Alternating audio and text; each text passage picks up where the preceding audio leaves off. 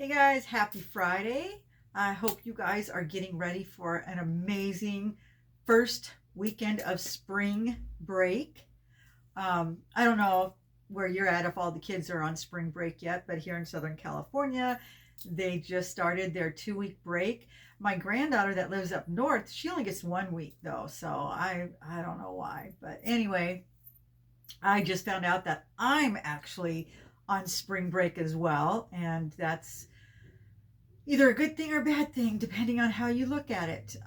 My client is going to be going on vacation, so they let me know that my services were not needed next week.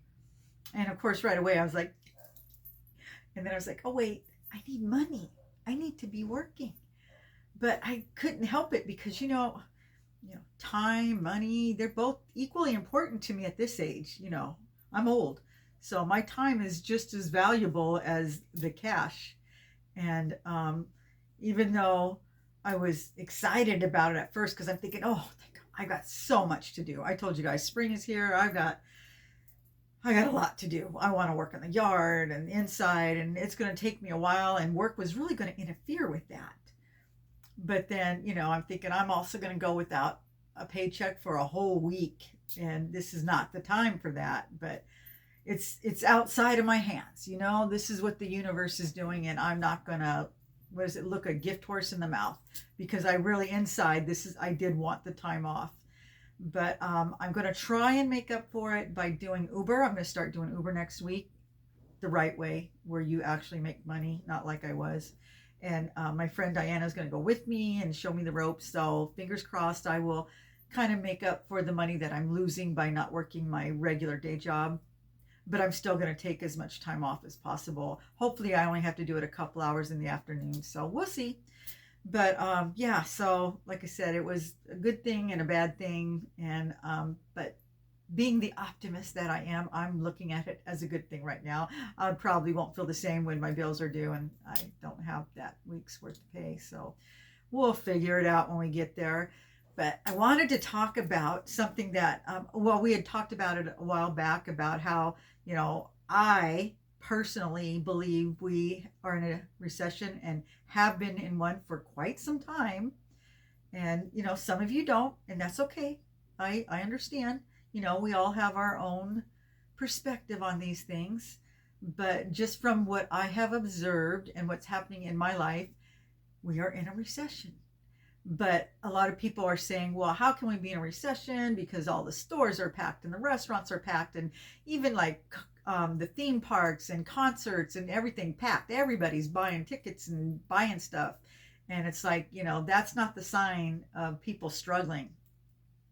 Well, I listened to Jack Morgan today, and he had a show on just that subject. And basically, well, I'm going to let you listen to him just for a minute. So hold tight. We're just going to listen to him for a minute. Biddly beep bop bop bop bop. Yeah. All right, He's buckle up. funny. This guy goes, if people are struggling, why are all the places so packed? The $1 million question. Well, let's talk about it. Well, the majority of people are struggling financially. Why is it when you drive by popular restaurants, they're packed full of people? Or you drive by a Starbucks and the line is wrapped around the building? Or you look at concerts and sporting events. Concerts, I mean, heck, you go to a popular concert, it's $100, $200 a piece per ticket, sometimes even more, and yet these concerts are completely sold out. They're packed. They're jumping. They're bumping. They're diddly diddly dumping. Sorry, I'm just in a weird mood today. He's got a point, though. Same thing with sporting events. And then the stuff that they sell inside, people are buying all of that stuff too. Or you look at right now, it's spring break. The majority of travel right now, packed full of people. You look at these theme parks packed full of people during spring break. Like, if people are truly struggling that much, how are people doing it? Now, some people might say with a lot of debt, and that might be true. It's debt, dude. Right? And then even the comments on this were the same thing. It's like credit card debt is at an all-time high. But it's like, why would these people go into credit card debt to go to Starbucks, to go to concerts? And he goes on to talk about it. People feel like they're never going to be able to buy a house. They'll never be able to really save. So Why not live it up? Live your life. You know, $7 at Starbucks isn't really going to make or break you, you know, but over time, yes, it does add up. I'm not saying I agree with this, so don't come at me. I'm just saying this is what I'm seeing, and what people are doing and why I think they're doing it. And it's crazy, but I can understand that they feel like there's just, what's the point if, you know, like these young people that know that they'll never be able, why save my money if it's never going to be enough to buy a home or whatever? You might as well get some joy out of your life. And I think that's what we're seeing. That's just my perspective on it.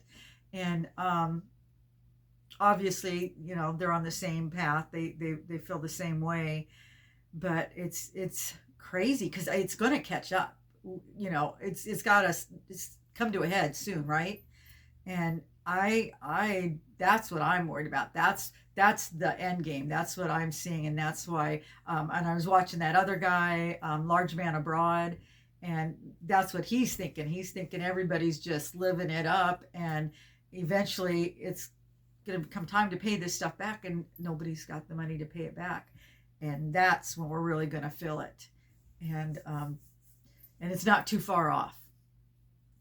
So, and I don't know what the answer is, but I just, you know, I just wanted to share that. But I don't know. I might be the same way. And then, you know, I'm listening to this stuff, and then I'm listening to this other guy, well, several channels where they just absolutely hate boomers. Boomers. I'm a boomer. And we are the cause of all the problems in the economy and the way things are today, and just, oh, they just couldn't despise us anymore. And it's like, well, I get it. You know, you look at 99.9% of the people in Congress are boomers. They're all old ancient people like me, and yeah, so I understand why they feel that way, but we're not all that way. So yeah, just, you know, take a tour around YouTube sometime, and see that stuff. And the more you watch it, the more it comes across your feed. I'm trying to get out of it. I tried to watch more optimistic stuff, but then I thought, you know It's what? mommy and daddy's money. I'm just Oh, kidding. but I don't know what the answer is. Like I said, I don't know, you know, what this next generation, what they're going to do, what's going to happen. We're watching, you know, Social Security, that whole mess, all these programs getting shut down, and departments being closed, and businesses closing right and left. And I know you're going to say doom and gloom and fear monger and all that. No, just realism, just my observation of what's going on. Those things are happening. I'm not making it happen. I'm just relaying that to you. This is what's happening. You can see that in an optimistic light if you want to put that spin on it. I don't know how you can, but we need change. We need to, you know, we've been saying that things need to change. You know, I don't know how, and I don't know, you know, what's going to happen necessarily, but the way things have been going for years and years and years, this isn't anything new. It's been all working towards this. And so it's like, okay, it's time. I just didn't think it would happen in my time. I thought I'd be long gone before it came to this, but I think I'm going to be around for it, you know, and I'm just watching it unfold like the rest of you, and just trying to do the right thing in the meantime. It's like, you know, part of me is like, trying, you know, I'm working so that I can save money to, you know, supplement my Social Security, but I don't want to forego living my life in the meantime, just so I can save money so that, you know, I can keep a roof over my head in my old age. Because, you know, nobody knows how long they have, and in the meantime, life still goes on. We still got to get some enjoyment, and so I see why people are doing what they're doing, whether I agree with it or not. I do see it. Like I said, I'm a Libra. I can see everybody's side. It's a curse. But so with that in mind, we're going away, you know, for the weekend. We're going to Knott's with my son and his family, and we're going to have an adventure. And it's like, yeah, I could stay home, you know, and but then I would lose out on this very precious time right now with my grandkids and my son and my daughter-in-law, and that memory is that's worth gold to me. You know, I want to have these memories when I'm sitting around all decrepit in my rocking chair. I want to know that I lived my life. I didn't just scrimp and save so I could scrimp and save some more and never really live my life. I can't predict what's going to happen. I I'm preparing for it because I'm a prepper by nature. I just like to be prepared, and I feel that I'm prepared to some degree. I feel like I will be okay, but I want to be better. I want to still, like I said, I'm a young 63, whether you think so or not. And I feel like I have a lot of life in me and I want to do things because I was very sick for a long time and I didn't do those things and I missed out. I big chunk of my life. And so now that I've got my health back, I feel, I guess I don't want to use the word entitled. We hate that word, but I feel like, this is my life and I'm entitled to enjoy it. And I think that's a shame to not do that, to not live your life to the fullest. What a waste if you don't. Just my own personal beliefs. Don't come down on me if you don't agree. But that's what this is about, you guys. I just share my thoughts. You don't have to agree with me. I can still like you just because we don't agree and we don't see things the same way. I don't mind hearing your perspective as long as you present it in a nice way. Don't come at me and tell me I'm an idiot. You can just say, well, Dawn, you know what? I disagree with you. I can appreciate your viewpoint, but here's mine. Nobody ever does that. No, I mean, you guys, my subscribers are all amazing. I've been really fortunate. I've met some of the coolest people, not really met, but talked to. And it's like, damn, where are you guys? I wish I knew you in real life. You were my neighbors because, I've met some extremely cool people online. And that's been a big joy. That's why I always say you should start a YouTube channel if you haven't, because you will get to meet some amazing people. The comments I get, and a lot of you guys are YouTubers. There's, and that's always nice. And so you guys know the experience. It's I don't know what it's equivalent to. It's like an online club. You get to go online, they see me, they hear me talk and stuff, and then I get to hear from them. The only bad thing is if you don't have a YouTube channel, I don't get to see you, so when somebody subscribes to me and they tell me that they have a YouTube channel, I automatically subscribe to their channel so I can see them. I don't get a chance to watch as much as I'd like to because I'm busy working on mine, and believe it or not, this is work. You won't know this, but I will have edited out half the crap I'm saying now. And yeah, so I film it, I edit it, and then I upload it, and our internet's crap. It takes me an hour to upload it, but I really enjoy it, and I think other people should do it.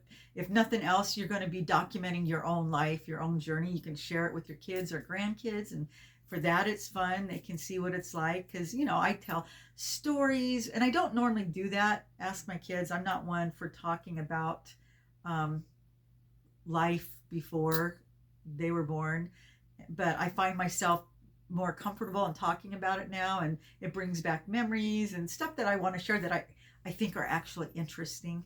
I like to share these things, and so it's been fun for me to relive that.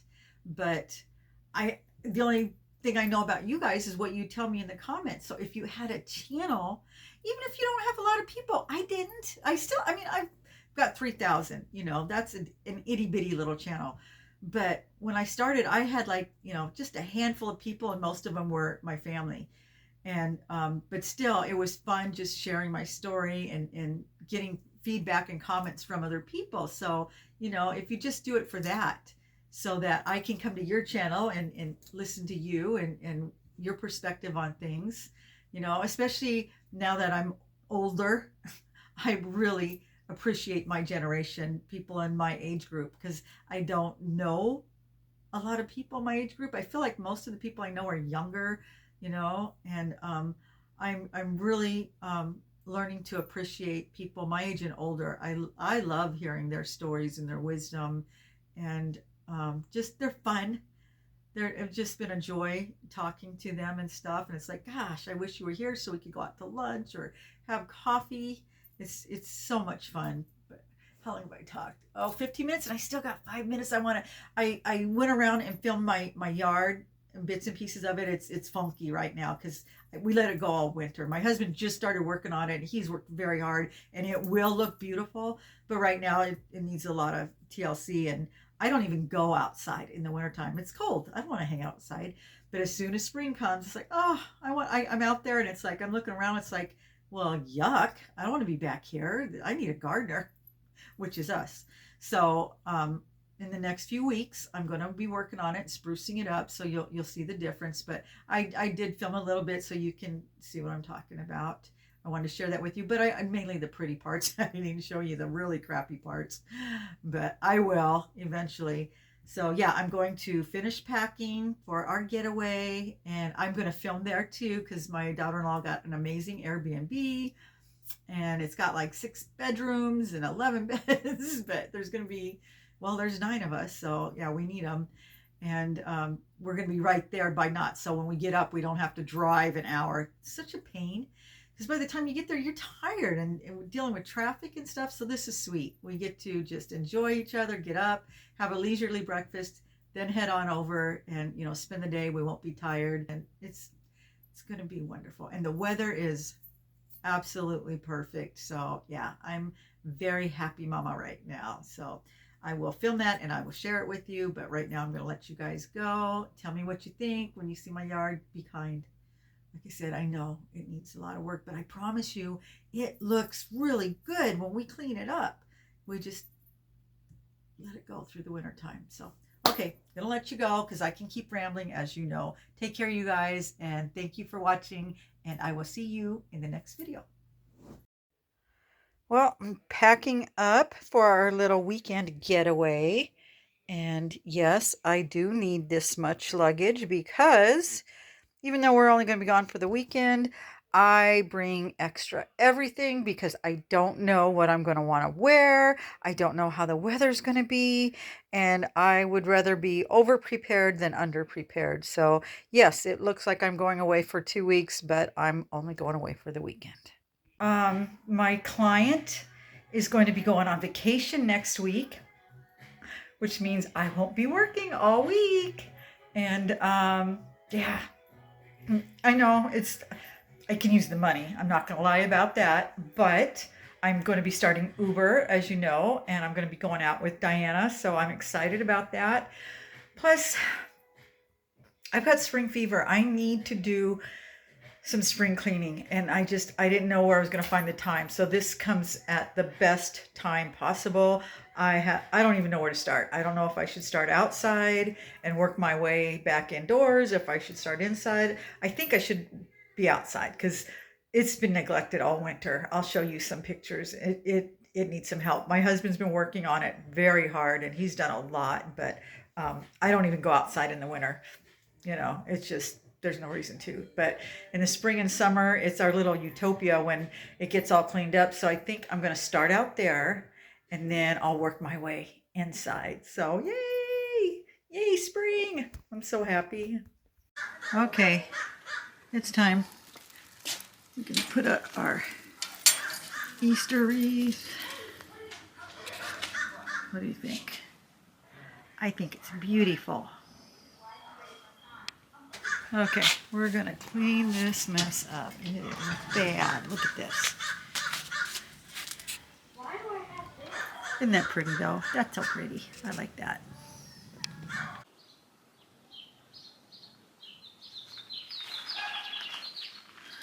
That looks a little better.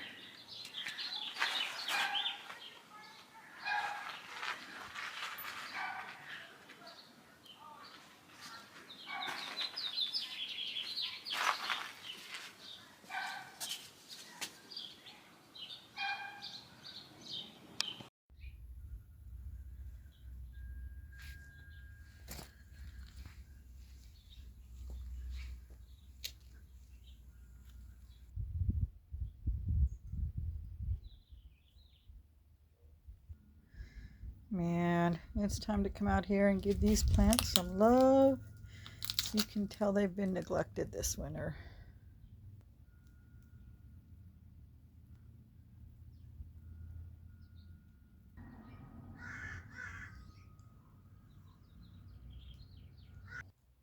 Okay, so I just picked some fresh rosemary and lavender, and I'm going to put them in some jars.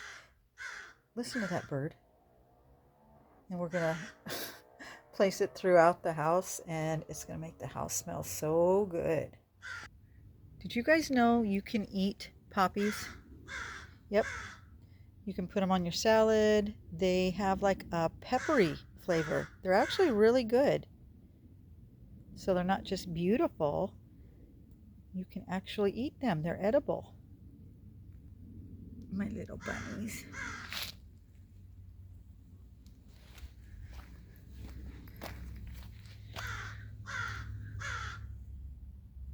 Look at all those bees. I don't know if they're showing up, but so many bees. But we don't kill them.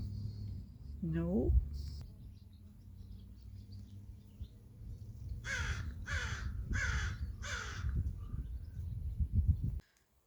Look at all those bees.